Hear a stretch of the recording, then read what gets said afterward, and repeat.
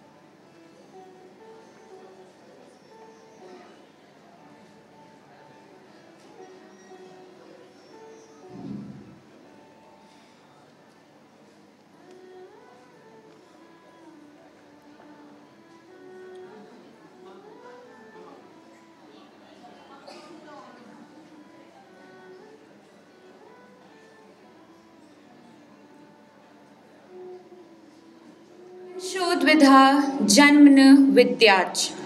Lineages are of two kinds, those of birth and those of knowledge. The members of Mimesis Dramatics Club take over the stage today, exploring the life and art of Kalidas through Surendra Verma's rendition of the 8th canto. Mimesis Dramatics Club was established in 2012 under the vision of Professor Dr. Kumkum Ray. It is her belief that through drama and stage performances, students acquire the skill of team building, leadership, coordination, cooperation, and they also learn to gain self-confidence. Her belief that education should not be limited to academics but also be utilized to acquire practical knowledge has helped the students to come a long way. The students here read plays, poetries, novels in various Indian languages and perform it. During the process of converting text to performance, students get to learn about marketing, management, empathy, and content writing. Mimesis Dramatics Club has given freedom to the students to share their thoughts and experiences so that they can understand literature through a different perspective and perform it. There are several components that the dramatics team uses for in-depth analysis and authentic outcome. Examining the ways in which a text culminates a performance is complicated by the fact that when the production is finally made available to the spectator, it is already too late to watch the preparatory work of the director. Thus, it is not possible to deduce from the performance the work that led up to it. At Mimesis, the procedure of turning a text into a script and presenting it in front of an audience, maintaining its authenticity and charm, becomes an integral part. For all these reasons, the study of theatrical play texts at Mimesis tends to focus on the literary dimensions as if they were already completed works of art that simply needed to be staged in the imagination of the reader. While the performance becomes the focus for the audience, the actors at Mimesis have also done active reading and rehearsals to come forth with works that hold certain sense of impact to be performed. The procedure of analyzing a work at Mimesis takes into account several dimensions and theories. Bloom's taxonomy, practical pedagogy, Konstantin Stanislavski's 7 planes, and Richard Schachner's performance studies are important dimensions in this procedure. This time around, while on the search of an Indian classical play, the team found a variety of texts of certain essence to the Indian subcontinent. From Nagananda to Priyadarshika and Mahavir Charita, Sudraka and modern contemporaries such as Mohan Rakesh. Members of the Dramatics Club went through a vast variety of Indian playwrights, discovering the endless variety it has to offer. The writer that truly stood with the essence of our time and its conflict is Kalidas. Kalidas, also considered as the Shakespeare of India through the lens of Oriental perspective by scholars like William Jones, was a classical Sanskrit writer who is often considered ancient India's greatest poet and playwright. His plays and poetry are primarily based on the Vedas, the Ramayana, the Mahabharata, and the Puranas. He was a naturalistic poet, which is representative of his intellectual power. The most popular theory is that Kalidas flourished during the reign of Chandragupta II and therefore lived around the 4th and 5th century. His surviving works consist of 3 plays, 2 epic poems, and 2 shorter poems. Kalidas's Abhigyan Shakuntalam is generally considered as his masterpiece. It was among the first Sanskrit works to be translated into English.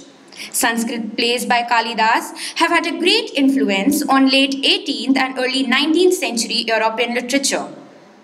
The greatest impact was felt on 3 German intellectual giants, that are Goethe, Schiller, and Richard Wagner. His language is simple, sweet, and full of saras. In Kalidas, we find unity of word with meaning. Being part of one of the 9 gems from Chandragupta's second court, Kalidas remains to be one of the most prominent figures from the Gupta dynasty. The team of mimesis also got a background about this ancient period during their research. This period is regarded as the Golden Age. The archaeological findings show that Guptas possessed a large amount of gold. It is during this period that painting reached its pinnacle of glory. Origin of Bhagavatism was also an integral development of this dynasty. In Hindu art, the period saw the emergence of iconic carved stone deities as well as Buddha figure and Jain Tirthankara figures. Notable examples are found at Udayagiri in Madhya Pradesh, the temple at Bhitargaon in Uttar Pradesh, and Ajanta caves in Maharashtra.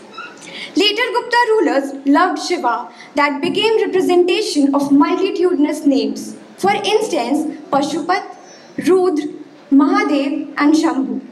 This cult of religious atmosphere unquestionably reflected in the literature of that period and was seen through Shaivism. Shaivism refers to a cluster of religious schools and traditions in Hinduism devoted primarily to the worship of Lord Shiv. The most commonly worshipped symbol for Shivites is the ling. There are various sects of Shaivism, which includes Gorakhnath Shaivism, Pashupat Shaivism, Kashmiri Shaivism, Shiva Siddhanta, Veera Shaivism, and Ganpati Shaivism. While studying Kalidas's dynamic history, the team of mimesis got an overview of 2 plays that were biographical sketches based on Kalidas's life and work. These include Mohan Rakesh's Ashadh Ka Ek Din and Surendra Verma's Aatwa Sarg. Mohan Rakesh is a writer and novelist in Hindi literature who wrote a work that centered around the intricacies of Kalidas's personal love life, known as Ashadh Ka Ek Din.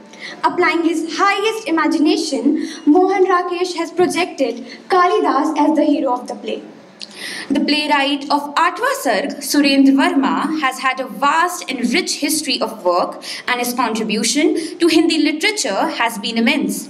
Surendra Verma is a leading playwright who has had a long association with the National School of Drama and has won the Sangeet Natak Academy Award, the Sahitya Academy Award, and the Vyas Samman. He wrote novels and plays which includes Surya Ki Antim Kiran Se Surya Ki Antim Kiran Tak, Aatwa Sarg, Chote Sayyid Bade Sayyid, Kaide Hayat, and Rati Ka Kangan. One of his most prominent play, Aatwa Sarg, elaborates the life of Mahakavi Kalidas and the criticism he faced for his 8th canto. Aatwa Sarg displays various aspects of Indian aesthetics such as Natraj, the music of Rudraveen, and Jarjar. Natraj. It is also known as Adavala. It is the depiction of Hindu god Shiva as the divine cosmic dancer. The significance of Hindu god Nataraj's sculpture is said to be that Shiva is depicted as the source of all movement within the cosmos, represented by the arc of flames. The cosmic dance was performed in Chidambaram in South India.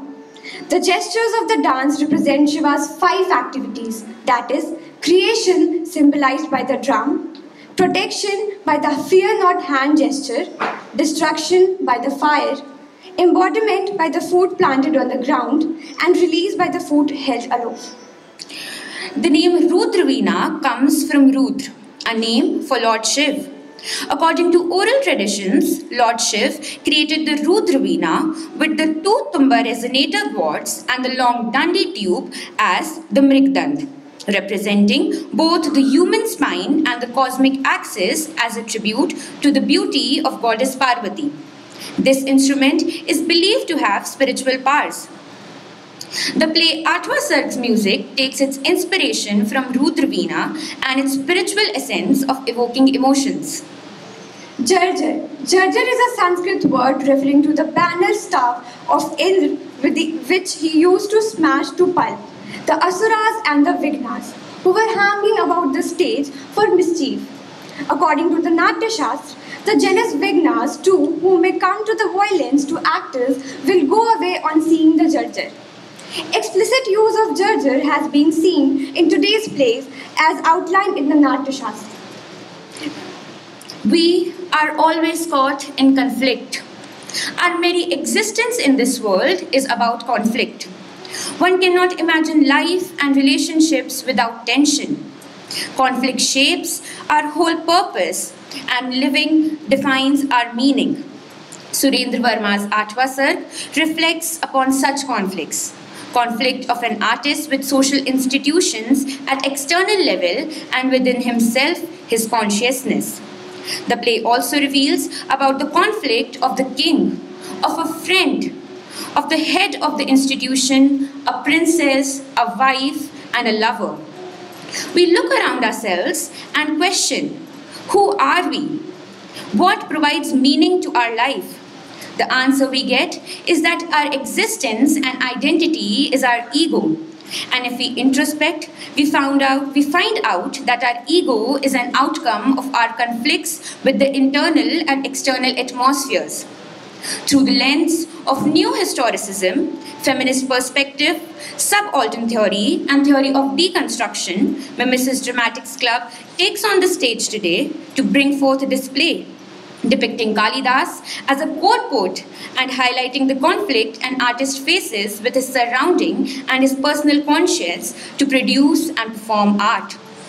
With this, we bring onto the stage Mimesis Dramatics Club's exploration of Kalidas's vast life, art and philosophy through the rendition of Surendra Verma's Atwa Sarg.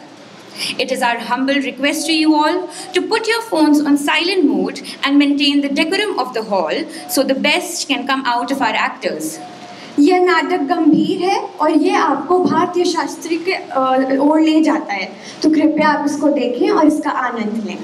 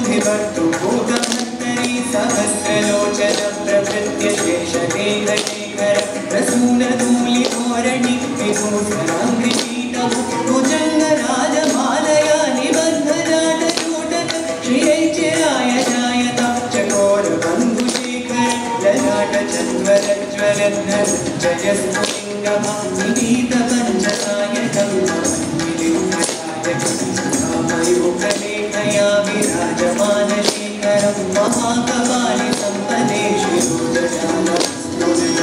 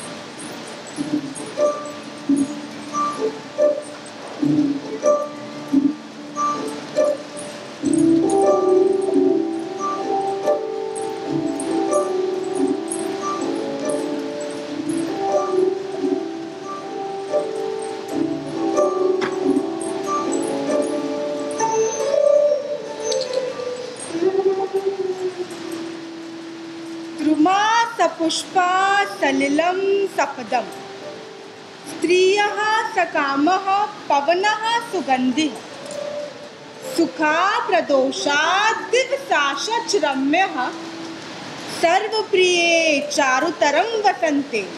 प्रियंवदे, सुबह का अभिवादन स्वीकार करो। ये सुबह है, सूर्य आकाश में बीचों बीच आन पहुंचा है और आप हैं कि आपके मलते हुए पधार रहे हैं। यात्रा के बाद मैं बहुत थक गया था। सारी रात आधा दिन एक ही करवट सोता रहा। जानती है, एक सपना भी देखा। गोधूली वेला थी, शिप्रा का किनारा, अपने अपने घोंसलों को लौट रहे पक्षियों का मधुर कलरव, किनारे से टकराती हुई लहरों का सरस संगीत, वातावरण में सुगंधी थी नव मलिका की, कलियों की, प्रणय की, मिलन की। तभी देखा कि तुम चंपक के जुर्मुटों के बीच हाथ में लीला कमल लिए मंद मंथर गति से सकुचाती लज्जाती। काव्य रचना अपने स्वामी के लिए छोड़ दो कीर्ति भट्ट। तुम जाकर गायों का दूध दूलो, उन्हें चारा पानी दो, गोबर के उपले बनाओ। प्रियंवदे, मुझे समझने का प्रयास करो, मेरे मन को पहचानो।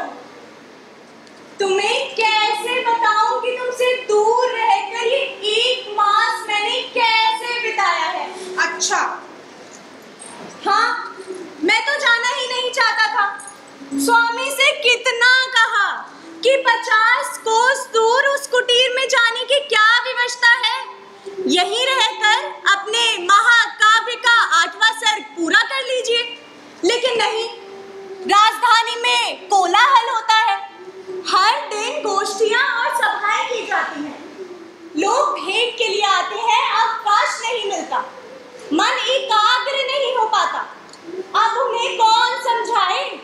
कि राजधानी है तो उसमें कलरव क्रंदन तो होगा ही।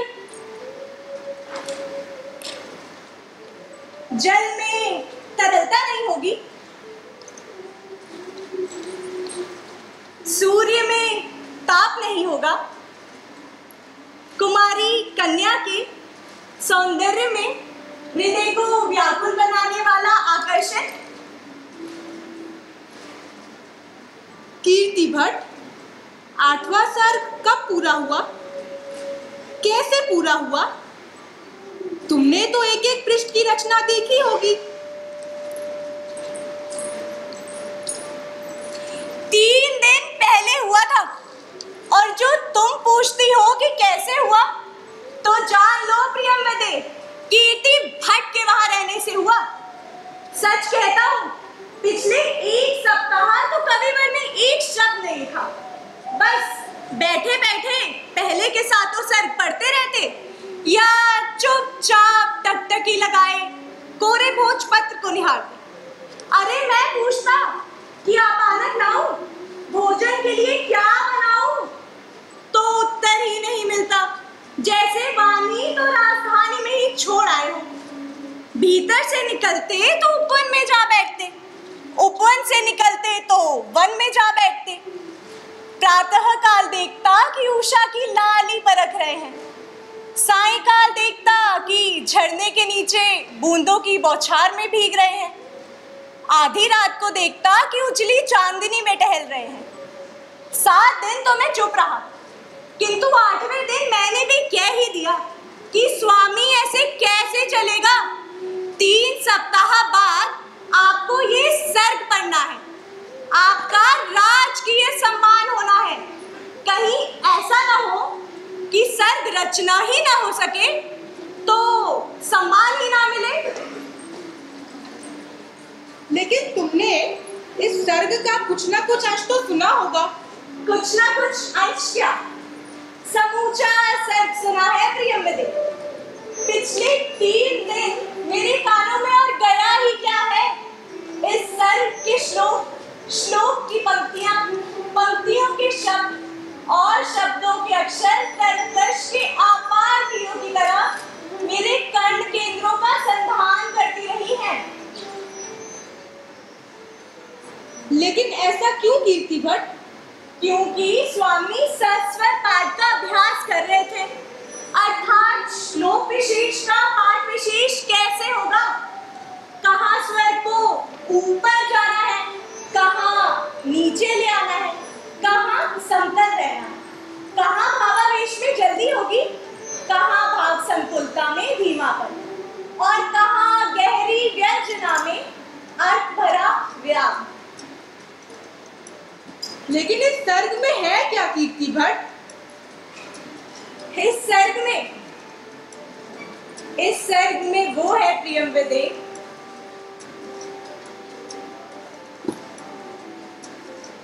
कि युवक सुने तो उत्तेजित हो जाए, और युवतियां सुने तो उन्मत्त। ये काव्य नहीं, मदिरा का मादक चषक है सुंदरी।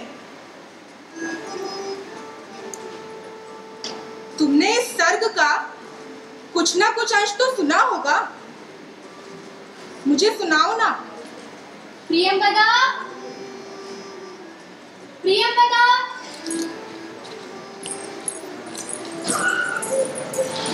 प्रियंवदा, आज क्या बात है?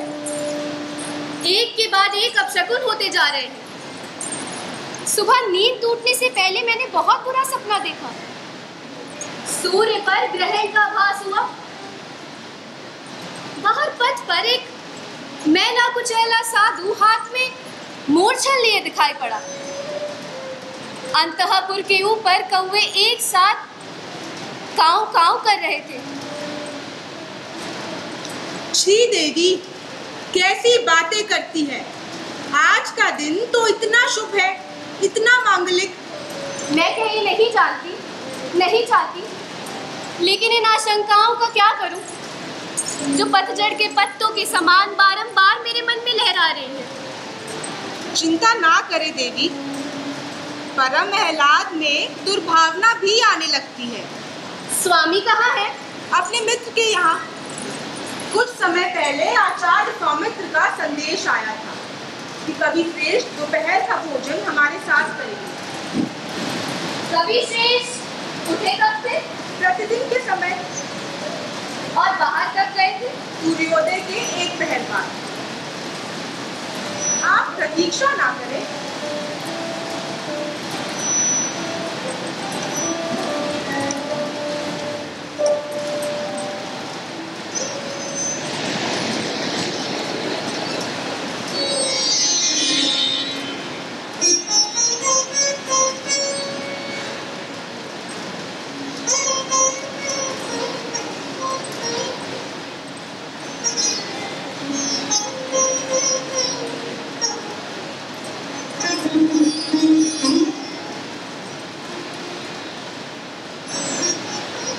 देवी, देखकर लगता है देवी का प्रातः काल अभी हाल ही में हुआ, तो प्रातः अभिवादन स्वीकार करें। नहीं करेंगी? क्या हुआ? मुझे देखते ही देवी चौंक क्यों उठी? क्या छिपा लिया? नहीं तो कुछ भी तो नहीं। देखो जरा प्रियंगु, वेशभूषा से मालूम पड़ रहा है नगर के भीतरी भाग में चले गए। हाँ, कुछ देर घूमता रहा रास्तों और गलियों में, गायन और वादन सुनता हुआ, स्वांग और नाच देखता हुआ, कोलाहल और कलरव का प्रत्यक्ष साक्षी बना, उसी का एक भाग होकर। सुन रही हो, आज मदनोत्सव है और उसे मनाने के लिए सारे नगरवासी जैसे मदोन्मत्त हो उठे हैं। सामूहिक करतल ध्वनि और अकेले मृदंग का मधुर घोष, मर्दल का गुरु गंभीर गर्जन और चरचरी की दूर दूर तक गूंजने वाली उन्मादिनी लय, उत्तेजक नृत्यों में अस्त व्यस्त वस्त्र, उड़ती मालाएं, बिखरे केश पाश, श्रम से लाल हुए कपोल और माथे पर स्वेद बिंदु। महलों के गवाक्षों में मुखमंडल जैसे जड़े हुए हैं और वहीं नीचे खड़ी ढीठ युवतियों के ऊपर सोल्लास बरसता हुआ अबीर और गुलाल। ये अबीर और गुलाल किसने डाला? किसी ढीठ युवती नहीं? हाँ, पहचान कर या बिना पहचाने? पहचान कर बोली कि कविवर, इसी गुलाल से हमारी राज दुहिता के कपोल हमारी ओर से लाल कर देना। अच्छा, और क्या उत्तर मिला उन्हें? मैंने कहा कि भद्रे, बस कुछ पास जाने की आवश्यकता होती है। तुम्हारी देवी के कपोल तो विश्वास न हो तो दर्पण दिखलाऊं? छोड़ दो, अन्यथा प्रियंवदा आ जाएंगी। आर्य सौमित्र को नया सेठ सुना दिया? हाँ, सुना दिया। कोई विशेष सुझाव मिले? नहीं, कुछ विशेष नहीं। हाँ, दिग्नाग ने एक दोषारोपण किया। क्या? बड़ी व्यंग भरी मुस्कान से बोले कि 6 श्लोकों के बाद कोई अशुद्धि शोभायमान हो रही है। तुमने क्या कहा?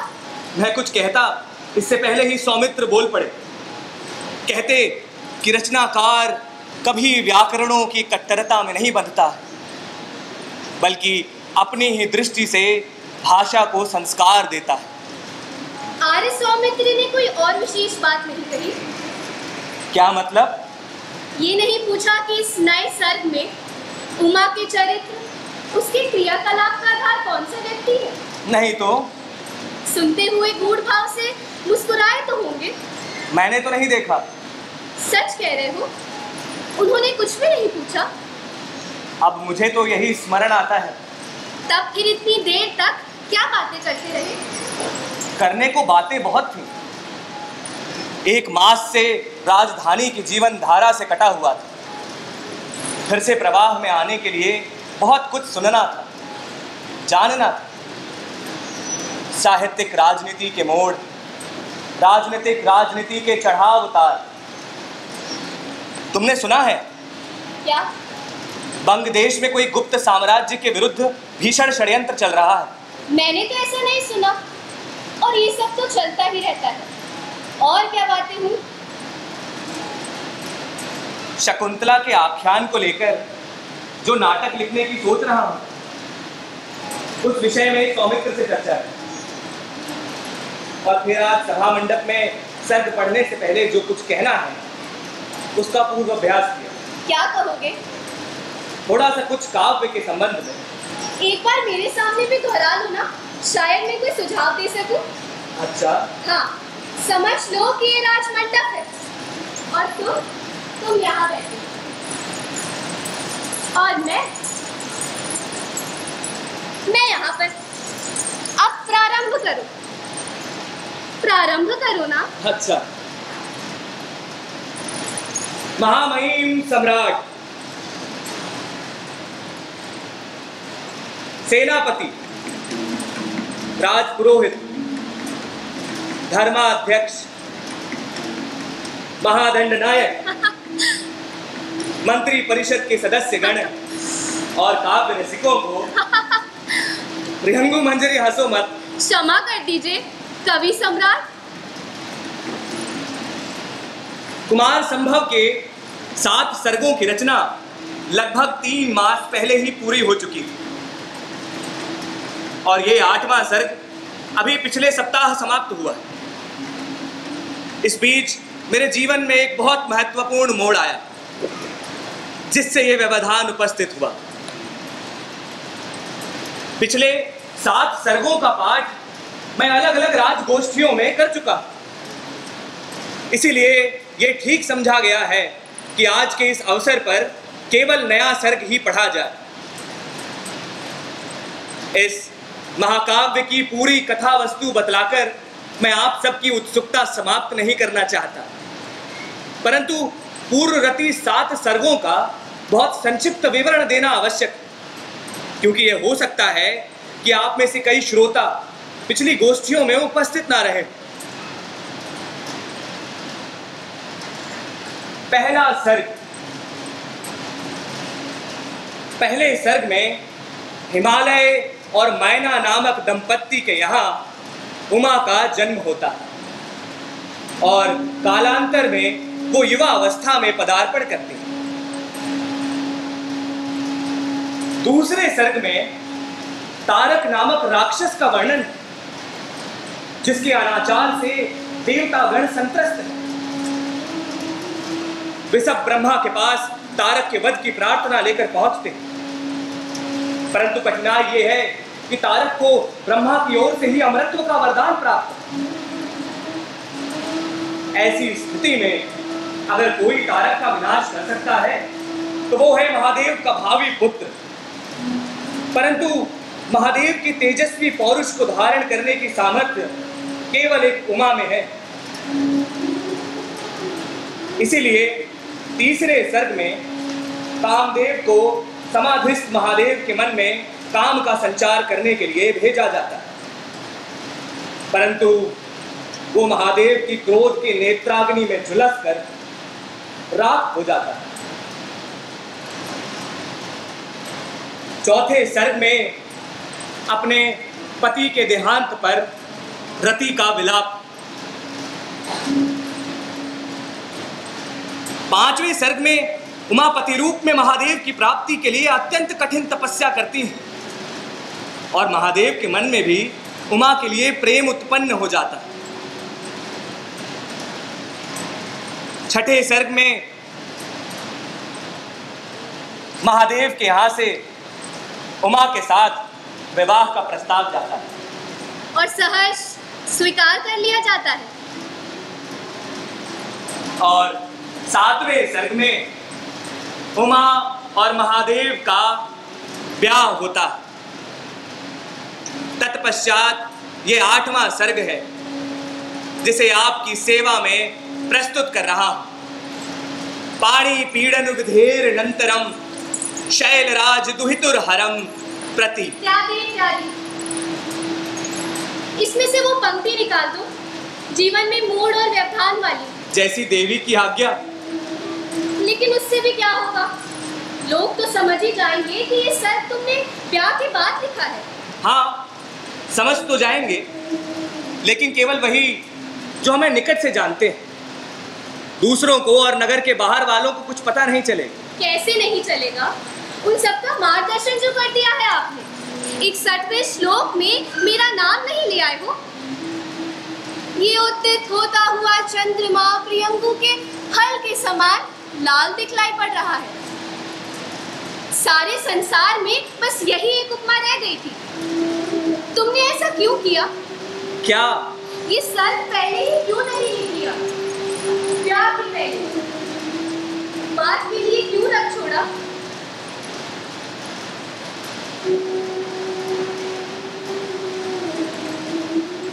लेकिन तब मुझे इस बात का अनुभव कहाँ था कि विवाह के बाद नव दंपत्ति का पारस्परिक व्यवहार क्या और कैसा होता है। हटो, जैसे अब तक सब कुछ तुम अनुभवों से ही लिखते आए हो।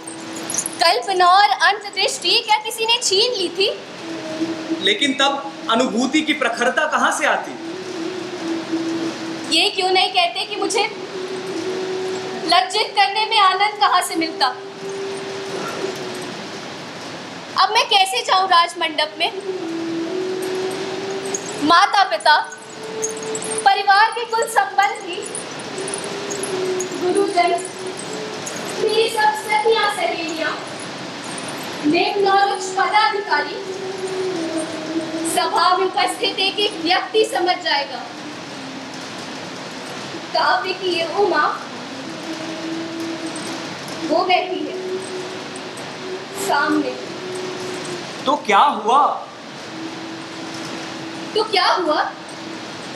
तुम सरगाट प्रारंभ करोगे और लोगों के सामने नौ दंपत्ति के अंतरंग जीवन की परतें खुलने लगेंगी। तुम पन्ने पर पन्ने पलटते जाओगे और श्रोता जैसे दर्शक बनकर पति पत्नी की उन्मुक्त प्रेम लीला देखेंगे। यौवन की उर्स में ज्वार आने का चित्र, उत्तेजना और उन्माद के आरोह विरोह। मैं वहीं बैठी रहूंगी, सिर झुकाए, आंख उठाकर किसी की ओर देख भी नहीं सकूंगी और कचोटती रहेगी मुझे ये बात कि ये तमाम आंखें मेरे ही ऊपर लगी हुई हैं, कि मुझे ही देखते हुए अनेक अधरों में सूक्ष्म मुस्कान आई है। हर श्लोक के बाद मेरा हृदय बैठता आएगा।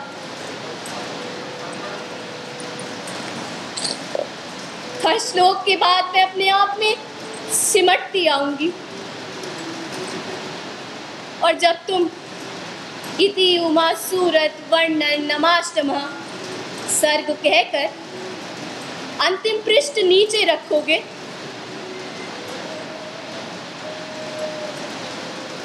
तो मेरी ये दशा होगी कि बस ये धरती फटे और मैं इसमें समा जाऊं।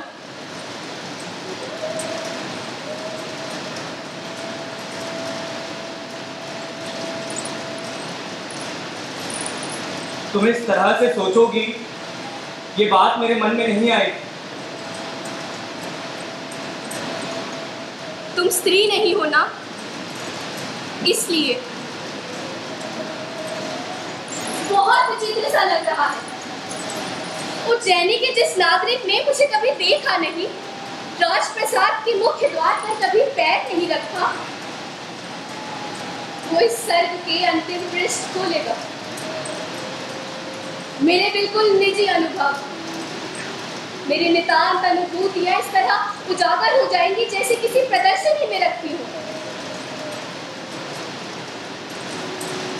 आगे संबंधियों के बीच मैं कितनी संकुचित हो उठूंगी जब बातों ही बातों में कोई ऐसा प्रसंग आ जाएगा जो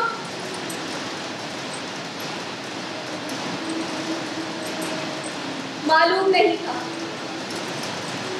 रचनाकार से जीवन जोड़ लेने के बाद कुछ भी गोपनीय नहीं रह जाता।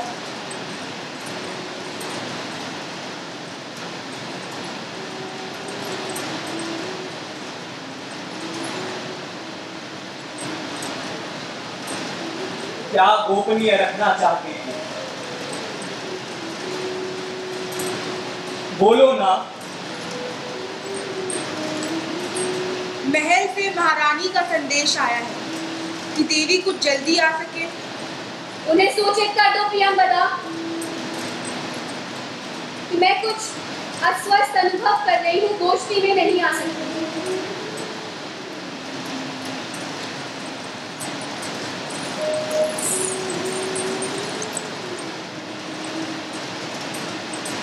इस उन्नत मस्तक पर सम्राट स्वर्ण पट बांधेंगे, राज पुरोहित मांगलिक श्लोक पढ़ेंगे, धर्माध्यक्ष पुष्पों की वर्षा करेंगे।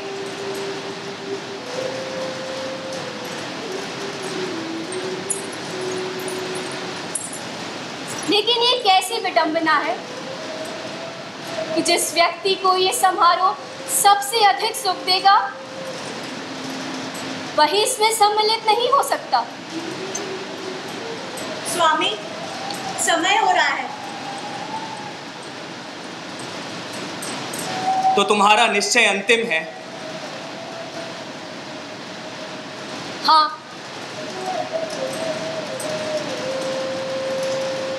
नई लज्जाशील पत्नी का निश्चय।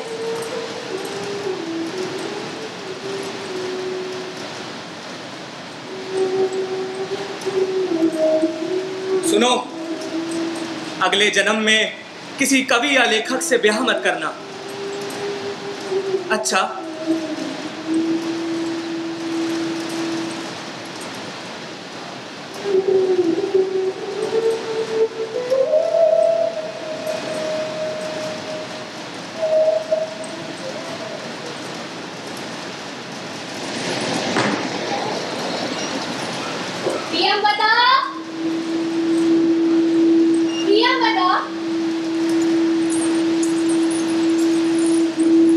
याद है मेरा जो आदेश था कि जैसे ही समारोह समाप्त हो तुरंत तत्काल अविलंब यहाँ आना है। एक एक बात मुझे बतानी है। जानती भी हो सूरज डूबने से लेकर अब तक का समय मैंने कैसे काटा है। तुम्हें क्या हो गया था? किसी ने मदिरा पिलाकर अचेत कर दिया था क्या? अब बोल क्यों नहीं रही है? क्या जीभ भी तेरी वही झूठाई है जहां से इकलाती हुई चली आ रही है? प्रियंवदा,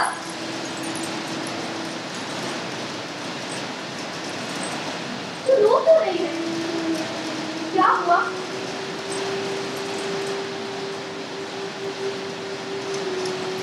वो मैं इसलिए रुक गई थी कि ये दुखद समाचार आपको किसी और से मिल जाए। कौन सा समाचार? क्या हुआ है? वो हो गया है देवी जो नहीं होना था। क्या हो गया है? समारोह नहीं हुआ। क्या बलाप कर रही है? समारोह कैसे नहीं हुआ? दुंदुभी और तूरनाद तो यहाँ तक सुनाई दे रहा था। हाँ, मेरा मतलब है कि समारोह हुआ लेकिन सम्मान नहीं हुआ। समारोह हुआ और सम्मान नहीं हुआ? नहीं देवी, महाकाल के पुजारी ने बीच में ही। महाकाल के पुजारी मंदिर से बाहर निकले थे, मंडप में आए। हाँ, उन्हीं के कारण तो ये सम्मान समारोह अपमान समारोह में बदल गया। प्रियंवदा, धीरे धीरे बता। इस तरीके से तो मैं कुछ भी नहीं समझ पा रही हूँ। सम्राट और सारे पदाधिकारी और सब सभासद अपनी अपनी जगह बैठ चुके थे। कार्यवाही आरंभ होने ही वाली थी कि पुजारी महोदय पधारे। उन्हें मंदिर से निकले पूरे 20 वर्ष हुए हैं ना? हाँ, मैं छोटी सी थी जब सौराष्ट्र विजय के बाद आशीर्वाद देने आए थे। उन्हें देखते ही सब लोग हर्ष विभोर हो उठे। सम्राट ने तुरंत उठकर उनके चरण छुए, स्वागत किया। उन्होंने आने का कारण क्या बताया? बोले, मैंने सुना है कि कालिदास की इस कृति का संबंध मेरे नीलकंठ से है, तो मैंने सोचा क्यों ना मैं भी इस काव्य अमृत का पान कर लूं। फिर कवि श्रेष्ठ ने भी कहा कि धर्मगुरु की उपस्थिति से ही मैं इतना गौरवान्वित हूँ कि अब प्रसाद पट की आवश्यकता नहीं। आगे कविवर ने अपना प्रारंभिक वक्तव्य दिया, कथानक की संक्षिप्त रूपरेखा बतलाई, फिर काव्य पाठ प्रारंभ किया। मंडप में ऐसा सन्नाटा था कि जैसे वो बिल्कुल निर्जन हो। बस उनका मधुर स्वर और वातावरण में काव्य पंक्तियों की ध्वनियों का वितान, जो धीरे धीरे घना होता जा रहा था। श्लोक के बाद श्लोक और पृष्ठ के बाद पृष्ठ, जैसे समय भी एक कोने में सम्मोहन सा बंधा खड़ा था। लेकिन जल्द ही ये माया जाल टूट गया। कैसे? जैसे ही स्वामी ने श्लोकों का पाठ प्रारंभ किया, तत्र हंसत बलोत्तरच्छदम् जाह्नवी पुलिनी चारु दर्शनम् अभिषेक शयनम प्रिया तथा शारदा भ्रमिर रोहिणी पत्नी क्लिष्ट केशम अभिलुप्त चंदनम व्युत्पथार्पित नखम संवत्सर तस्य तच्च दुर्मेखला गुणम पार्वती रतम मून तुक्तय। क्यों ही क्रोध सा तमतमाए चेहरा लिए धर्म गुरु आगे आए और गरज कर बोले, ये सर्ग अत्यंत अश्लील है। जगत पिता महादेव और जग जननी पार्वती के भोग विलास का ऐसा उद्दाम, ऐसा स्वच्छंद, ऐसा चित्रण, इसका रचयिता पापी है, इसके श्रोता पापी है। ऐसे अधर्मी और अनाचारी कवि के सम्मान समारोह में जो भाग ले वो पापी है, जो उसका निमित्त बने वो पापी है, और जो उसमें सहायता दे वो पापी है। तुरंत धर्माध्यक्ष आगे आए। क्षमा चाहूंगा सम्राट, मैं अब और अधिक इस समारोह में भाग नहीं ले सकता। महादंडनायक ने कहा, ये सर्ग अत्यंत मर्यादाहीन है। मंत्री परिषद के सदस्य बोले, इससे हमारी धार्मिक भावनाओं को ठेस पहुंची है। व्यापारी संघ के प्रधान सोमदत्त आगे आए। ये सर्ग अश्लील है। प्राध्यापक विद्या भास्कर ने कहा, कुमार संभव पर प्रतिबंध लगाया जाए, क्योंकि कच्चे मस्तिष्कों पर इसका बुरा प्रभाव होगा। पक्ष में कोई नहीं बोला। आचार्य सौमित्र ने बहुत ऊंचे स्वर में कहा, सर्ग अश्लील नहीं है। पति पत्नी के पारस्परिक संबंध भी कभी अश्लील होते हैं। अश्लीलता आरोप करने वालों की दृष्टियों में है, उनकी आंखों में है, उनके मन में है। इन लोगों का हस्तक्षेप हम किसी भी प्रकार साहित्यिक रचनाओं में सहन नहीं करेंगे। फिर सभा में उपद्रव सा मच गया। कोई किसी की सुनने को तैयार नहीं था। एक कह रहा था कि अश्लील है, दूसरा कह रहा था कि नहीं। तब सम्राट आगे आए और सम्मान आयोजन के स्थगन की घोषणा की। और फिर वो दोनों दलों के लोगों को लेकर भीतरी कक्ष में चले गए। हाँ, स्वामी भी वही है ना? नहीं देवी, जैसे ही सभा मंडप में अव्यवस्था आई वो एक कोने से निकल गए।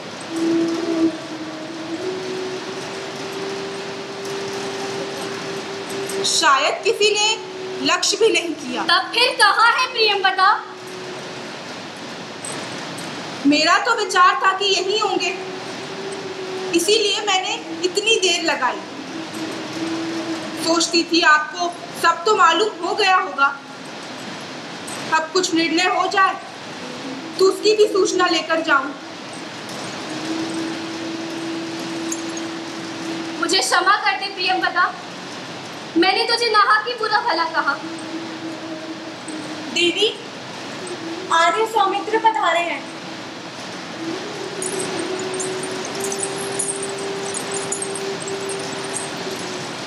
आर्य सौमित्र, क्या आपके मित्र आपके साथ नहीं थे? नहीं कल्याणी, मैं तो सभा मंडप से आ रहा हूँ। मेरा तो विचार था कि नहीं,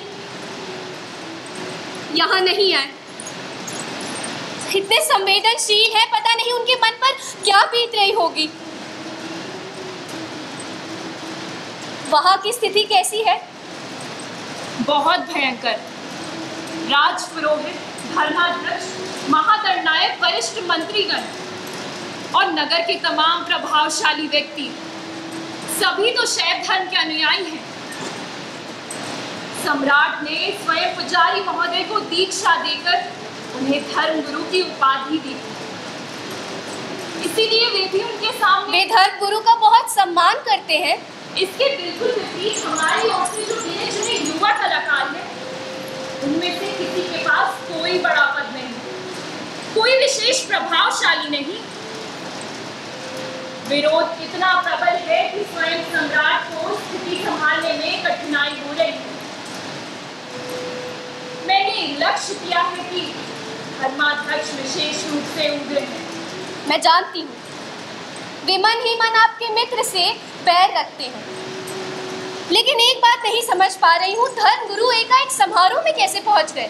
मुझे भी ये बात खटकी थी, इसीलिए मैंने थोड़ी छानबीन कर ली है। शायद आप जानती हो, नगर में एक वर्ग ऐसा भी है जिसे कालिदास की बढ़ती प्रतिष्ठा बहुत कष्ट दे रही है। ये उनकी कूटनीतिक चाल थी, जिसमें प्रमुख हाथ दिननार का रहा है।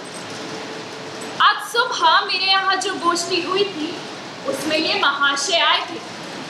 मालूम हुआ है कि दोपहर को ये महाकाल के मंदिर गए थे। धर्मगुरु को बताया होगा कि कालिदास के काव्य के नायक आपके आराध्य हैं। उनके मन में उत्सुकता जागृत कर दी होगी। सांसारिक धरातल पर तो धर्मगुरु बालक के समान अबोध है।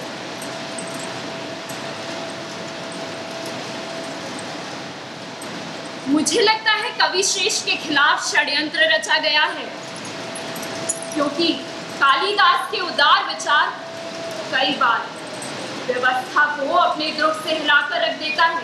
आर्य सौमित्र, क्या आपको नहीं लगता कि एक रचनाकार का मुख्य कार्य यही होना चाहिए? आप सत्य कह रही हैं देवी, किंतु व्यवस्था पर सवाल करने से कविवर राजनीति का हिस्सा बन जाते हैं और इसीलिए उनका राजनीतिक शिकार किया गया है। कविवर इस षड्यंत्र को भांप नहीं पाए।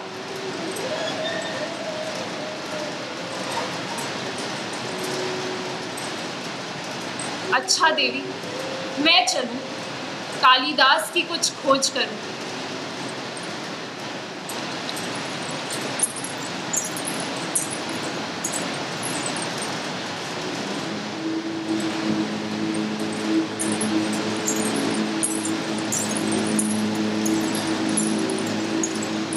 इस नगर के प्रभावशाली और प्रतिष्ठित व्यक्ति शायद ये भूल गए हैं कि कालिदास सिर्फ कवि श्रेष्ठ नहीं, वो राजकुमारी प्रियंगु मंजरी के आराध्य भी हैं। वे सब भूल चुके हैं कि मैं भी उन्हीं गलियारों में पली बड़ी हूं जहां वे राजनीति करते हैं। कालिदास पर उठाई गई हर एक आवास को राजकुमारी प्रियंगु मंजरी से होकर जाना होगा। प्रियंवदा, महल में सूचना भिजवा दो। राजकुमारी प्रियंगु मंजरी सम्राट से तत्काल मिलना चाहती हैं।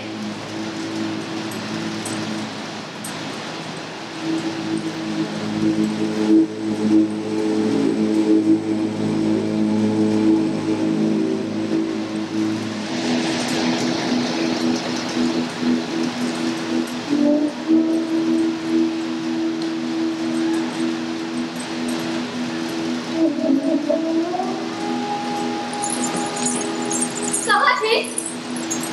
मैं कितना डर गई थी।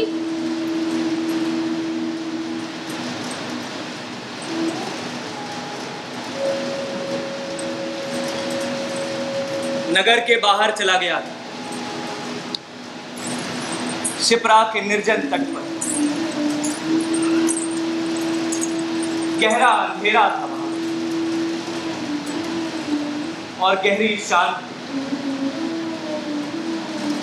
ऊपर घने बादलों में चंद्रमा का हल्का सा आभास और दूर पर्वत श्रेणियों के धुंधले चढ़ाव उतार। हवा रुकी, पत्ता एक ना हिलता, लहरें भी निश्चल। बस कभी कभी भालू के छोटे छोटे कगार नदी में धसक जाते। वहीं चौक पर वृक्षों की ऊपरी शाखों पर कोई पक्षी पर खड़ा था, चहचहाता और फिर मौन, फिर नीरवता।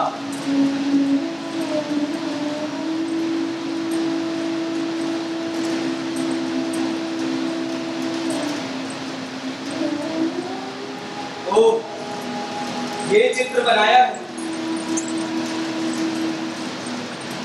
काम का सामान्य अर्थ तृष्णा,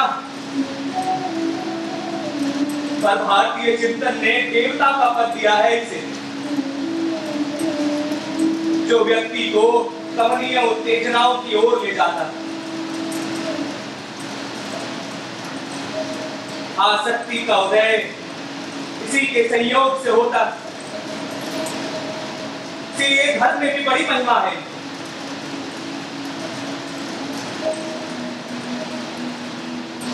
जीवन में कामना और मोह देने के कारण काम को कल्याण कर भी कहते हैं।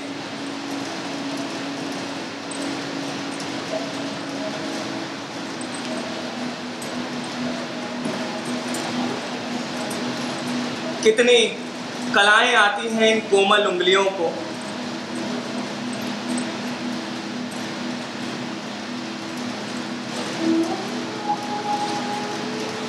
उंगलियों का चुम्बन भी कहीं अश्लील तो नहीं होता? बोलो ना, तुम्हें उज्जैनी की नैतिकता की अधिक जानकारी होगी। सुनो, तुम बहुत थक गए हो, थोड़ा विश्राम कर लो। हाँ, थक तो बहुत गया।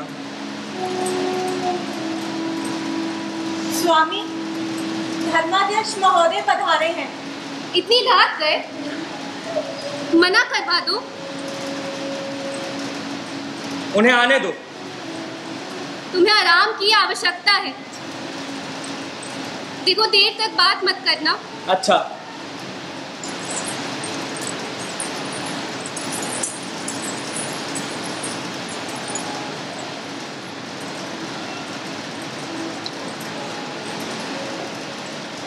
आइए धर्माध्यक्ष महोदय। मैं समझ ही नहीं पा रहा था कि अचानक से हवा में ये पवित्र गंध कहां से घुल गए। पधारिए। राजप्रासाद से लौट रहा था, आपके भवन में प्रकाश बड़ी कृपा की। विराजिए। वैसे मेरे यहाँ के आसन बहुत अश्लील हैं। कल किसी मंदिर से एक आध आसन पाने का प्रयत्न करूंगा। धर्म ध्वजाओं की पगधूली अब मेरे घर भी पड़ जाती है ना। पगधूली पड़ने का कारण विवशता है आर्य कालिदास। तो स्पष्ट ही है। कोई है? मदिरा और चषक और गंगा जल। पहले पूछ तो लीजिए, गंगा जल है भी? नहीं है। केवल जल स्वीकार कर लेंगे? कर लूंगा। परंतु मेरे घर का है। जल क्षिप्रा का है आर्य कालिदास। धर्माध्यक्ष महोदय, आप तो बड़े वाद विदग्ध हैं। आपने तो मुझे निरुत्तर ही कर दिया। बतलाइए, क्या विवशता है? मुझे आप तक एक राजकीय सूचना पहुंचानी थी। कुमार संभव का 8वां सर्ग अश्लील है या नहीं, इस प्रश्न पर विचार करने के लिए एक न्याय समिति बनाई गई है। उसके सम्मानित सदस्यों के नाम जानने की धृष्टता कर सकता हूं? यही बताने के लिए तो मैं यहाँ आया हूँ श्रीमान। समिति के पहले सदस्य हैं नगर के संपन्न व्यवसायी श्री दिवाकर दत्त। वही तो नहीं जिनकी आभूषणों की दुकान है? जी हाँ, वही। पिछले मास मैंने उनके यहाँ से एक मेखला ली थी। मेखला जानते हैं ना? जी हाँ, जानता हूं। क्षमा कीजिएगा, आप अविवाहित हैं, इसीलिए मैंने पूछ लिया। हाँ, तो मेखला और उसे धारण करने वाली के बारे में एक बड़ी आधारभूत बात है। वो ये कि कमर जितनी पतली हो, मेखला उतनी ही चौड़ी होनी चाहिए। तब दोनों का सौंदर्य दुगना हो जाता है। पर जैसा मैंने आपके बारे में सुना है, आप तो ठहरे बाल ब्रह्मचारी, आपको ये सब कहां पता होगा। पर फिर भी अगर कभी आपकी दृष्टि किसी कमनी या कामनी पर पड़े तो उसे तनिक ध्यान से देखिएगा, परखिएगा, निरखिएगा, तो आपको मालूम होगा कि कालिदास बात दिवाकर दत्त की थी। मैं भी तो वही कह रहा हूं। दिवाकर दत्त को स्वर्ण की समझ बहुत अच्छी। वो एक पल में बतला सकते हैं कि वो शुद्ध है या अशुद्ध। भला एक काव्य कृति की अश्लीलता की जांच करने में उन्हें क्या देर लगी? समिति के अध्यक्ष हैं प्रधान अधिकरणिक। ओ, न्यायाधीश महोदय, उन्हें तो मैं विशेष जानता है। बस इतना ही मालूम है कि वयोवृद्ध है, बड़े लंबे समय से दूध का दूध और पानी का पानी अलग करते आ रहे हैं।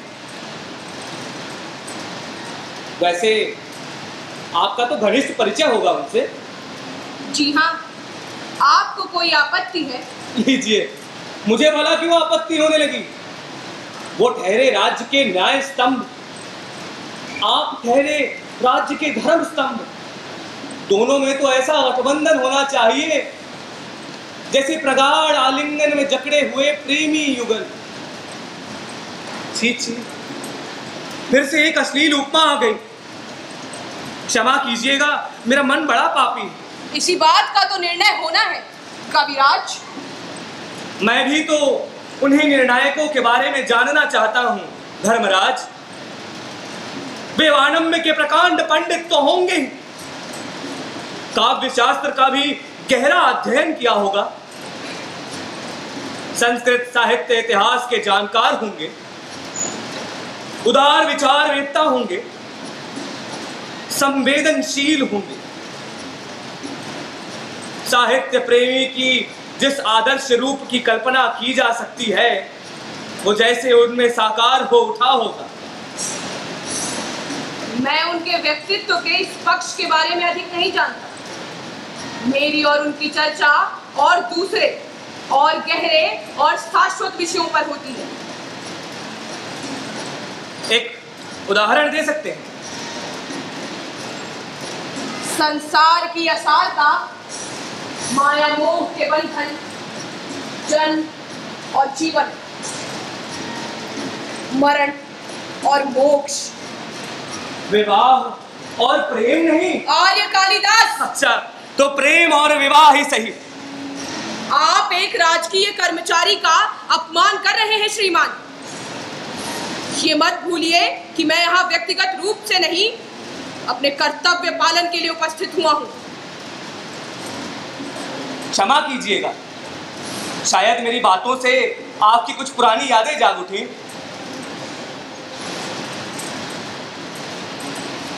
सो मैं आपको समिति के बारे में बतला रहा था। समिति के अगले सदस्य आपको भली भांति जानते हैं। उनका शुभ नाम उसी अक्षर से प्रारंभ होता है जिससे आपका शुभ नाम समाप्त होता है। ओह, क्या हुआ?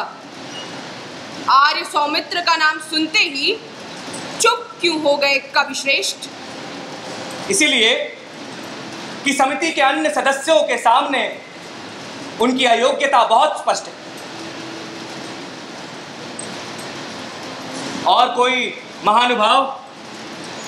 समिति का अंतिम पदेन सदस्य मैं भी।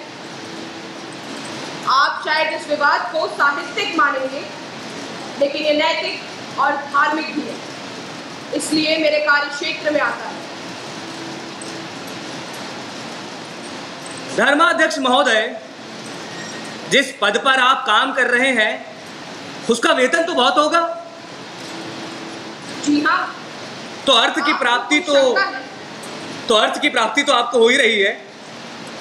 जहां तक धर्माचार का प्रश्न है तो उसके तो आप अध्यक्ष हैं। तो ये असार संसार छोड़ने के बाद आपका मोक्ष तो कहीं नहीं गया,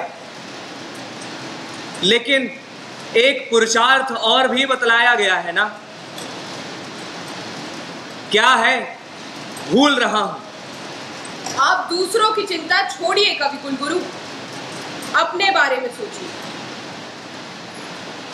एक और बात लेकिन है, ऐसा कैसे हो सकता है कि आप जैसे प्रियदर्शी व्यक्ति के ऊपर युवा अवस्था में किसी अलहड़ किशोरी ने मधुर चितवन के आर्य तीर न... कालिदास, आप अपनी मर्यादा का उल्लंघन कर रहे हैं। बड़ी भोली सी जिज्ञासा थी, पर आपकी पुरानी यादों में कचोट होती है तो जाने दीजिए।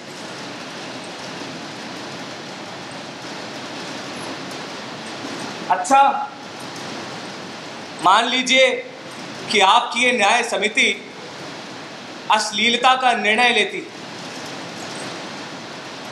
तो इस काव्य की क्या स्थिति होगी?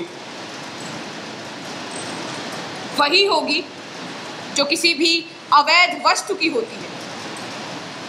अर्थात कुमार संभव पर कुछ प्रतिबंध लग जाएंगे। जैसे? जहां तक मैं समझता हूं, समिति ये चाहेगी कि किसी भी सभा या गोष्ठी में इसका पाठ ना हो। राजकीय प्रतिलिपि कार्यालय में इसकी प्रतिलिपियां तैयार ना की जाएं, इसका विक्रय ना हो, और जिस भी नागरिक के यहाँ कुमार संभव की प्रति पाई जाए उसे नियमानुसार दंड मिले। और कह डालिए, रुकिए मत। ये मेरा अनुमान ही है। जी हाँ, मैं समझ रहा हूं। क्योंकि अभियोग महाकाल के पुजारी की लिखित आपत्ति पर चलाया जा रहा है और कुमार संभव से एक वादी की धार्मिक भावनाओं को ठेस पहुंचती है, इसलिए न्याय समिति ये भी चाहेगी कि उसका रचयिता सार्वजनिक रूप से क्षमा याचना करे। क्या? लेखक क्षमा याचना करे? आपने यही कहा है ना? जी हाँ। आप शायद नवम सर्ग की रूपरेखा में खोए हुए थे, लेकिन आपके लिए बचाव का एक मार्ग है। उसकी ओर आपका ध्यान आकर्षित करना भी मेरा कर्तव्य होगा। अपने इस कर्तव्य का भी पालन कर लीजिए। यदि आप कार्यवाही प्रारंभ होने से पहले ही क्षमा याचना कर ले तो वादी संतुष्ट हो जाएगा और यह अभियोग अपने आप ही उठा लिया जाएगा। यदि आप सोच विचार करने के लिए समय चाहते हैं तो आपको 2 दिन का समय दिया जाता है। परसों सायंकाल तक आप मेरे पास आ जाएं या सूचना भिजवा दें कि क्या आप क्षमा याचना के लिए प्रस्तुत हैं? नहीं। और अधिक समय चाहिए? जी नहीं, धन्यवाद। आपकी इच्छा। क्योंकि इस अभियोग का संबंध एक काव्यकृति से है और माना जाता है कि लेखक विचारवान व्यक्ति होता है, इसलिए न्याय समिति आपको आपका पक्ष रखने का अवसर देकर गौरवान्वित करना चाहती है। समिति की पहली बैठक अगले सप्ताह है। क्या आप तब उपस्थित होना चाहेंगे? क्या आप तब उपस्थित होना चाहेंगे? जी नहीं। शायद इतना समय भी पर्याप्त नहीं। क्यों ना हो, आपके लिए तो जैसे ये जीवन मरण का प्रश्न है। आपको अपने पक्ष में तर्क ढूंढने होंगे, उन पर चिंतन मनन करना होगा, मित्र मंडली से विचार विमर्श की आवश्यकता पड़ेगी, तमाम उदाहरण देने होंगे, अनेक संदर्भ देने होंगे, तब जाकर न्याय समिति पर कोई प्रभाव पड़ेगा। तो फिर 2 सप्ताह, 3 सप्ताह। बात यह है कि न्याय समिति पहले अभियोगी का दृष्टिकोण जान लेना चाहती है, उसके बाद ही वो अपना ऐतिहासिक दायित्व पूरा करेगी। मैं समझता हूं कि आप यदि दिन रात इस कार्य में जुट जाएं, तो 1 मास में तो 1 शताब्दी में भी नहीं। मैं वहां जाऊंगा तुम्हारी उस अंधी समिति के सामने, तुम मतिमंदों को मनाने, समझाने। अरे धर्माध्यक्ष, मैं विष खा लूंगा, विष डूब मारूंगा शिप्रा में, पर किसी भी मूल्य पर। आर्य कालिदास, आप मेरा अपमान कर रहे हैं। हाँ, कर रहा हूं अपमान। और यदि तुम बड़े स्वाभिमान वाले हो तो कभी भाव मत रखता इस घर में, न किसी राज कर्मचारी के रूप में और न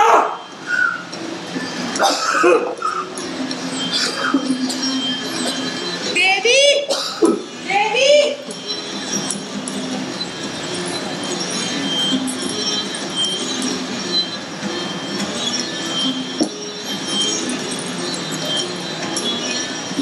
इस समय मैं अकेला रहना चाहता हूं। मुझे दूर जाने का दंड क्यों दे रहे हो? मैंने क्या अपराध किया है? प्रियंगू तो यही रहेगी तुम्हारे पास।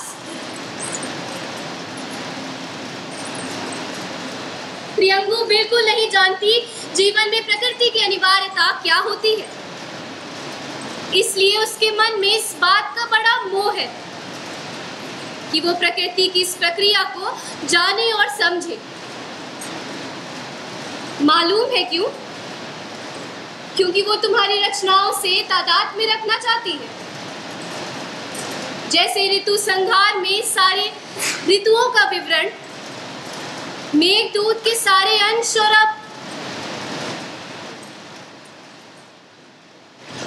और अब कुमार संभव में हिमालय और वसंत आगमन का वर्णन। क्या हुआ? इस काव्य का नाम लेने से झिझक क्यों गई? भय लग रहा था कि कहीं कोई राज कर्मचारी ना सुन ले, अभियोग ना चला दे।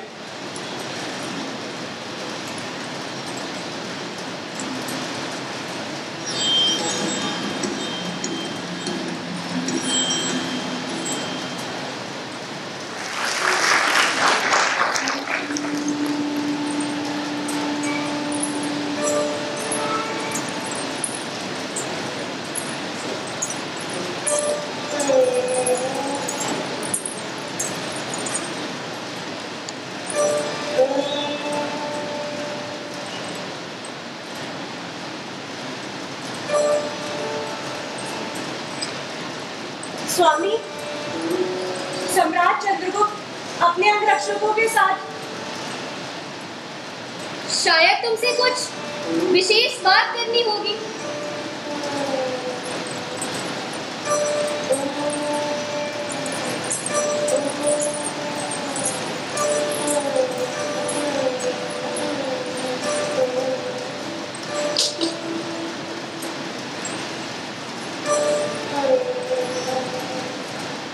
प्रणाम स्वीकार करें महाराज। इस समय कैसे? निशा निरीक्षण के लिए निकला था, सोचा कि तुमसे मिलता चला। सुना था प्रियंगु कुछ अस्वस्थ है। नहीं, कोई विशेष बात तो नहीं।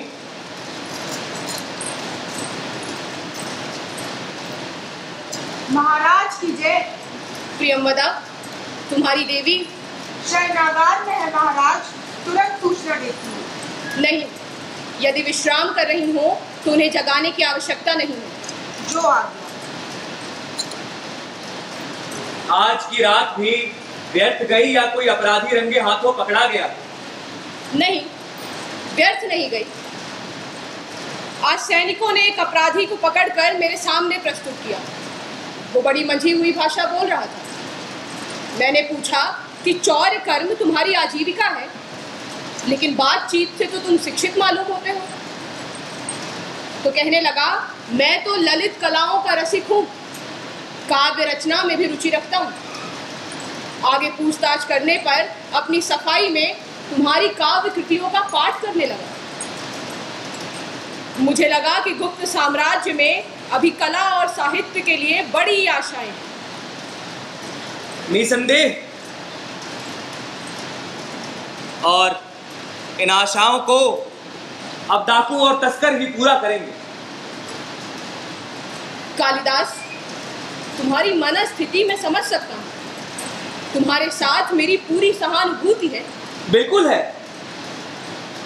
न्याय समिति की रचना और उसमें एक से एक बढ़कर सुरुचि संपन्न सदस्यों का रखा जाना, इसी बात का तो प्रमाण है। लगता है इस समय मैं यहाँ व्यर्थ ही आ गया। तुम्हारा मन बहुत विचलित है। तो आपको मुझसे क्या अपेक्षा थी कि मैं अपना संतुलन बनाए रखूंगा? आज संध्या समय जो कुछ भी मैंने देखा, उस सब के बाद भी जिन्हें ये तक मालूम नहीं कि रस कौन से खेत की मूली, आश्रय किसे कहते हैं, आलंबन क्या होता है, वे मेरे काव्य पर मनमाने आरोपों की वर्षा करें। बिना किसी अधिकार साहित्य उद्यान में घुसाएं और वर्षों के श्रम के बाद फले फूले गुल्मों को उन्मत्त सांडों की तरह मसले, कुचले, रौंदे, वो भी उस सम्राट के सामने जो अपने को सहृदय कहता है और जिसे सारे कलाकार वैसा ही समझने का भ्रम पाले। फिर मुझसे इस बात की अपेक्षा की जाती है कि मैं अपना संतुलन बनाए रखूं। उस सम्राट की सहृदयता क्या इसी बात से साबित नहीं हो जाती कि एक रचनाकार स्वयं सम्राट के सामने उसकी सहृदयता पर प्रश्न करे, उसे भला बुरा करे, उस पर आक्षेप करे, और सम्राट न केवल चुपचाप सुन ले बल्कि मुस्कुराता भी रहे। यदि सम्राट कलानुरागी ना होता तो ऐसा रचनाकार इस समय कहाँ और किस दशा में पाया जाता, बता सकते हो? लेकिन उसके साथ अन्याय हुआ है, ये बात समझ में आती है। बात जब समझ में आती है तो उसका प्रतिकार क्यों नहीं किया जाता? कालिदास, क्या तुम्हें भी ये बताने की आवश्यकता है कि बहुत सी स्थितियां ऐसी भी आती हैं जब सब कुछ चुपचाप सुनना होता है, देखना होता है, क्योंकि उसके अतिरिक्त और कोई मार्ग नहीं होता। रास्ते कालिदास के लिए बंद हो सकते हैं, पर क्या सम्राट पर भी यही बात लागू होती है? हाँ, होती है। यदि वो सत्ता अपने हाथ में बनाए रखना चाहता है तो,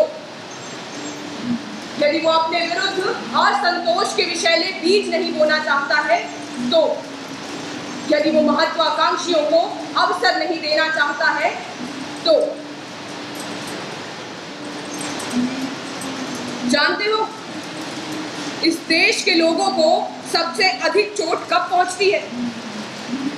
जब उनकी धार्मिक मान्यताओं को आक्षेप लगता है, जब उनकी धार्मिक क्रियाकलापों में हस्तक्षेप होता है।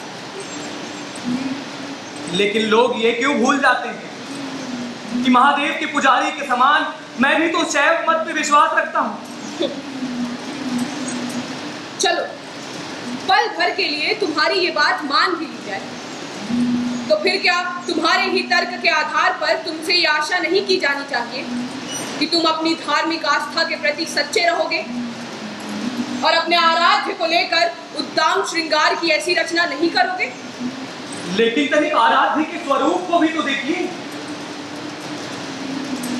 महादेव केवल देवाधिदेव ही नहीं, रसाधिराज भी हैं और इस काव्य में उनके दोनों ही रूपों को प्रतिष्ठित किया गया। दूसरे रूप को इसलिए क्योंकि संसार की गहराई और सघनता सबसे अधिक स्त्री पुरुष संबंध में मानी गई, इसीलिए तो काव्य श्रृंगार को रसराज कहते हैं। पर फिर भी अगर किसी को इस प्रसंग पर आपत्ति हो तो क्या उसे पुरुष और प्रकृति के मिलन का प्रतीक माना जा सकता है? लोगों की दृष्टि इतनी सूक्ष्म नहीं होती कालिदास, वे ऊपरी आवरण में ही उलझ कर रह जाते हैं। किंतु आपकी दृष्टि तो ऐसी नहीं है। प्रश्न मेरी दृष्टि का कहाँ है? मैं तो उसी व्याख्या से संतुष्ट हूँ कि 8वें सर्ग में एक पति पत्नी की प्रणय लीला का वर्णन है और पति पत्नी के बीच कुछ भी अश्लील नहीं होता। इसमें अश्लीलता उसी को दिखेगी जिसकी दृष्टि अधूरी होगी, अर्थात जो केवल नग्नता देखेगा उसे औचित्य देने वाली पूर्णता नहीं, सार्थकता नहीं।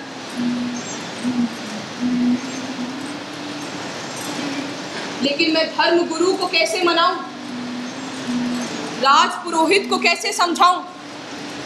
धर्माध्यक्ष को किस प्रकार से संतुष्ट करूं? उज्जैनी के सहस्रों नागरिकों से क्या कहूं? लेकिन क्या ये सरासर लोगों की नासमझी के आगे झुकना नहीं है? हाँ, मानता हूं कि है, लेकिन ये भी तो देखो कि किस बात पर है। तुम कुमार संभव में से उमा और महादेव के नाम हटा दो और मैं देखता हूं कि किसमें इतनी हिम्मत है जो 8वें सर्ग पर अश्लीलता की उंगली उठाए। मैं भरे चौराहे पर उसके हाथ कटवा दूंगा, उसकी जीभ निकलवा दूंगा। लेकिन आज जो स्थिति है मैं उसमें कुछ भी नहीं कर सकता। मेरे हाथ बंधे हुए हैं, मैं असहाय हूं।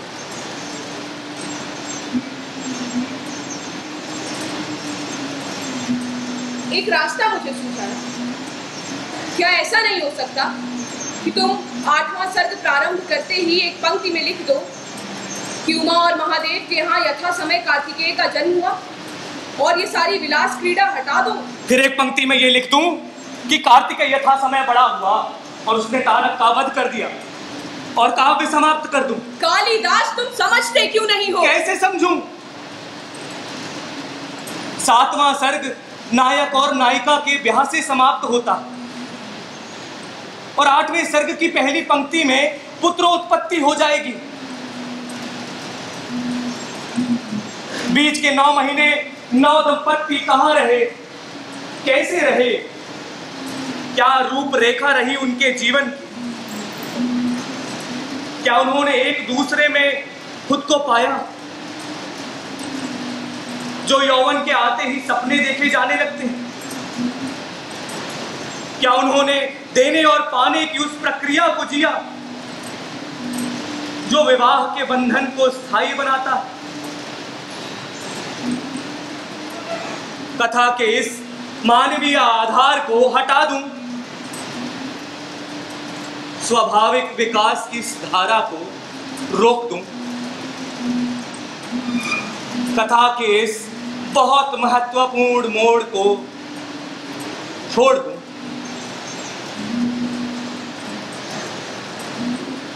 विवाह के एकदम बाद पुत्र उत्पत्ति हो जाएगी तो बीच की इस खाई को पाठक कैसे भरेगा? क्या यह कथा का कलात्मक दोष नहीं होगा? क्या इससे काव्य के समग्र प्रभाव को ठेस नहीं पहुंचेगी? क्या ये मेरे कृतित्व के अनुरूप होगा? क्या कालिदास के नाम के साथ कुमार संभव एक कलंक बनकर नहीं जुड़ जाएगा? कलंक बनकर तो ये वैसे भी जुड़ रहा है कालिदास। तुम किसी बड़े कलंक के स्थान पर इस छोटे कलंक को स्वीकार क्यों नहीं कर लेते? ये कलंक भी छोटा नहीं होगा, बहुत बड़ा होगा।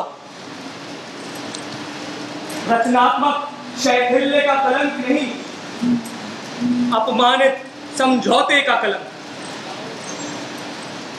और मुझे दुख इस बात का है कि आप स्वयं ऐसा रास्ता मुझे सुझा सकते हैं जिन्होंने कलाकारों को हर तरह की सुविधाएं दी हैं, उनके अभिव्यक्ति स्वातंत्र्य का समर्थन किया। कालिदास, जिस क्षण तुमने राजप्रासाद में पांव रखा था, फैसला हो चुका था और उसका परिणाम भी देख लो। आज तुम्हारे पास क्या नहीं है? नाम, यश, संपदा, प्रभुत्व। मत भूलो कि रचनात्मक प्रतिभा अपने आप में ही अधूरी होती है। रचना को प्रकाश में लाने के लिए, उसके प्रचार प्रसार के लिए, उसकी स्वीकृति और मान्यता के लिए कई साधनों की आवश्यकता होती है और उनमें से अनेक आज तुम्हारे विरोधी बन चुके हैं।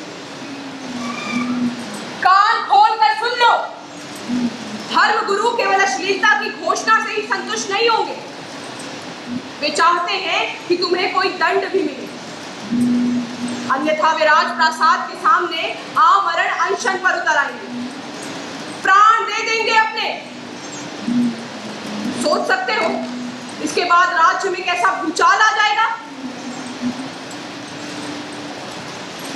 शायद तुम ये भी नहीं जानते कि बंगेश्वर ने आसपास के राजाओं के साथ मिलकर गुप्त साम्राज्य के विरुद्ध कविद्रोह की घोषणा कर दी। शायद तुम ये भी नहीं जानते कि तुम्हारे और प्रियंगु के ब्याह से ब्राह्मण और क्षत्रिय दोनों ही जातियों में असंतोष है और सेना के एक बड़े भाग पर भी इसका बुरा प्रभाव पड़ा है। अब मैं नगर समाज के दूसरे मर्म बिंदु पर चोट हो जाने दूं, महत्वाकांक्षियों को अवसर दे दूं ताकि वो लोगों के असंतोष से लाभ उठा सकें। अन्य राज्यों में कला और साहित्य की रचनाएं कुछ विशेष निर्देशों पर ही होती हैं। क्या इतना पर्याप्त नहीं कि गुप्त साम्राज्य में कभी ऐसा नहीं हुआ? लेकिन अगर कोई ये सोचे कि वो अभिव्यक्ति की स्वतंत्रता के नाम पर राज्य की शांति व्यवस्था के लिए बाधा बन सकता है, तो ये उसकी बहुत बड़ी भूल होगी और इस भूल का मूल्य उसे चुकाना होगा। अर्थात झुकना तुम्हें ही है, समझौता तुम्हें ही करना है, इसी में तुम्हारा हित है और मेरा। और यदि ऐसा नहीं हुआ तो? कालिदास, व्यर्थ का हठ मत करो। यदि आक्रोश बढ़ता गया तो हो सकता है तुम्हारी सुरक्षा के लिए मुझे तुम्हें उज्जैनी से निष्कासित करना पड़े। तनिक सोचो, राज्य से दूर रहकर तुम क्या कर लोगे, क्या पालोगे?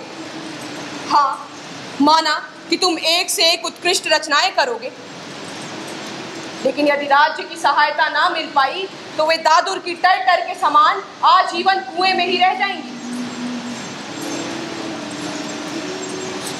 क्या तुम्हारे अंदर का रचनाकार अभिव्यक्ति मात्र से संतुष्ट हो जाता है? क्या वो और कुछ नहीं मांगता?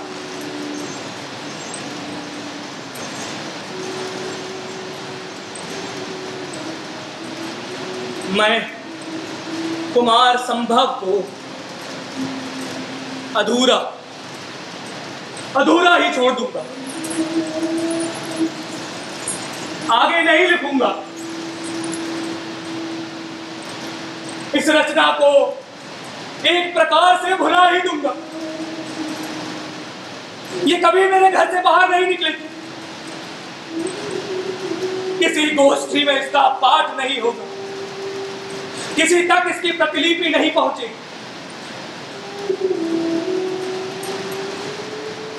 इतने से तो लोग संतुष्ट हो जाएंगे, फिर तो किसी को आपत्ति नहीं होगी। लेकिन अधूरा छोड़ दोगे? तुमने इस पर इतना श्रम किया है। कई बार श्रम व्यर्थ भी तो हो जाता। समझ लूंगा कि कुमार का जन्म संभव नहीं हुआ, गर्भ में ही उसकी हत्या कर दी गई। धारक जीवित है तो रहे, मुझे क्या।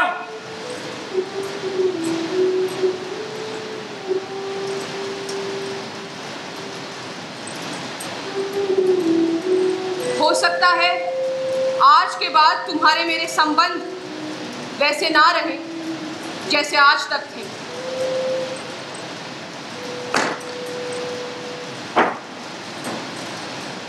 लेकिन मुझे विश्वास है कि यदि तुम सहानुभूति से सोचोगे तो मेरी स्थिति को समझ लोगे, मेरी विवशताओं को,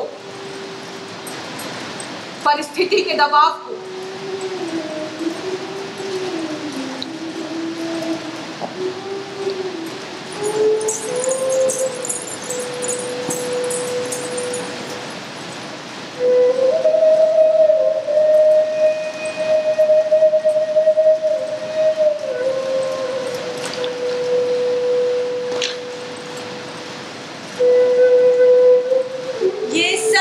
अश्लील है, ये सर्ग मर्यादाहीन है।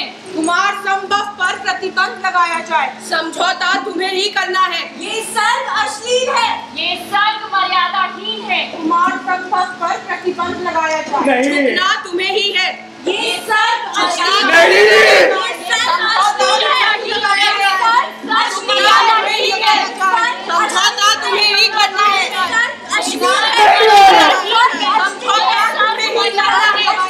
झुकना तुम्हें ही है।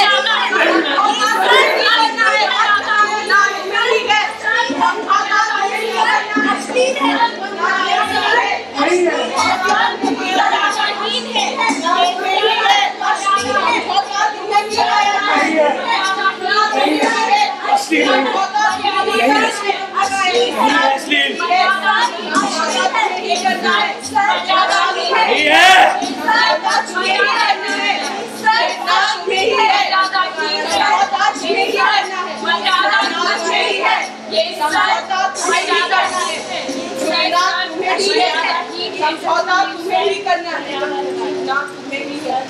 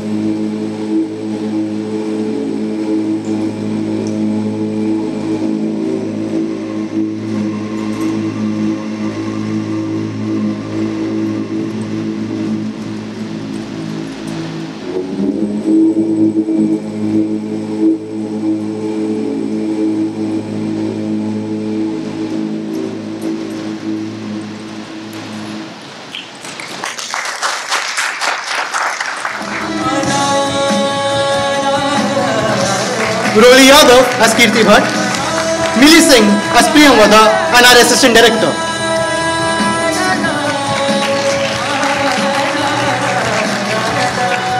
Pranjal Tripathi as Dharmadhyaksh and Chandragupta. Anshika Chaube as Priyanka. Vikas Singh as Kalidas.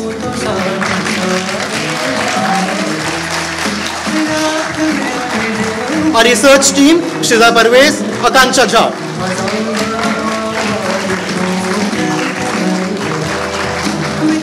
Our backstage crew, Sarthak Yadav and Ajit Yadav.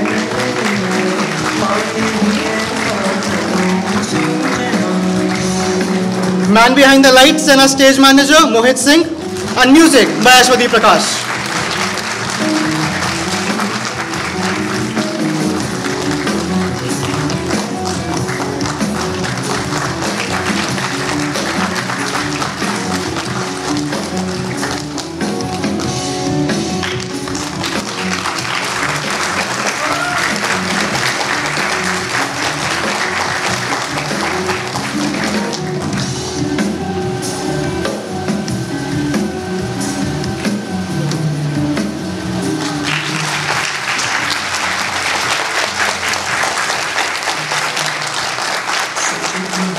I would now like to invite our esteemed HOI and Director, Professor Dr. Kumkum Ray ma'am, to address the audience and share her views. Ma'am. If my language is of understatements, it can't be better than that. I was just asking Devanshi to come here for a minute. The topper of our first batch, and now an assistant professor at our degree college. And I told her, Devanshi, when there were just 5 of you, could you ever envisage that our journey would lead us to this point? And she said, no. Could you share a few of your moments as a precious member of our first batch? Thank you, ma'am. It's wonderful to be here. Thank you so much for inviting me. And we started from VKC campus, and ours was a very small batch, the very first batch, my being the very first admission. And it was, we were like a closely knit family. And our teachers gave us a lot of personal attention because there was very few of us. But gradually the journey started, and more and more people came into our family, and it is wonderful. It always fills me with a lot of pleasure and pride to be a part of Amity University, Lucknow campus, and especially when I see such wonderful performances, and I can imagine the hard work that all the students, the teachers, Rohit has put into it. It is wonderful. It is absolutely wonderful. Thank you. Thank you, Devanshi. No stereotypes succeed. I'm sure everybody will agree with me. Reinvent yourself every minute, every hour, every day. And theatre is one way to do it. So many of us here may not have read Tulsidas, may not have read Kalidas, may not be aware of his biography, how much he loved his wife. So thank you so much, Dr. Mala ma'am, my dear old students, Devanshi, Priyansh, Manpreet, and I can see a few more. So it was a wonderful presentation. And I'm so glad I can say that this can go and take a Rangshala challenge at National School of Drama. It's no less than that. Thank you. I would also like to thank our honorable guests and my fellow colleagues and faculty who have always been very supportive of the ideas behind the missions. I would also like to thank our staff, Mr. Akashdeep Srivastav, Mr. Mohit Bajaj, Ram Sujit Bhaiya and Gaurav Bhaiya for all their hard work and the running around they do. I would also like to take this incredible moment and thank this incredible audience and for gracing this occasion with their presence and making this such a grand success. And lastly, I want to express my deep, heartfelt gratitude to our alumni for being here today and continuing this great tapestry and legacy of MSS. Thanks to all present today. Have a great day ahead. Thank you. And a big round of applause for our alumni and now faculty who's teaching us, Dr. Rohit Gaurav.